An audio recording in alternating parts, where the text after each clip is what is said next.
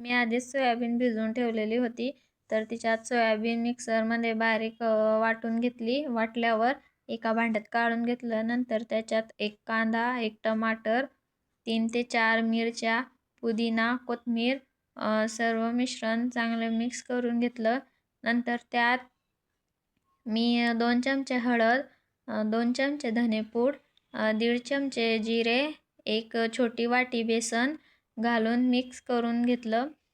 नंतर सर्व मिक्स झाल्यानंतर स्वादानुसार मीठ घालून मिक्स करून घेतलं. सर्व मिश्रण चांगले मिक्स झाल्यावर त्यांचे गोल वडे करून घेतले. सर्व वडे तयार करून झाल्यावर तेल गरम करून वडे तळून घेतले. नंतर गोल्डन कलर येईपर्यंत तळून घेतले मी. अशा प्रकारे तयार झाले सोयाबीन वड्या कबाब.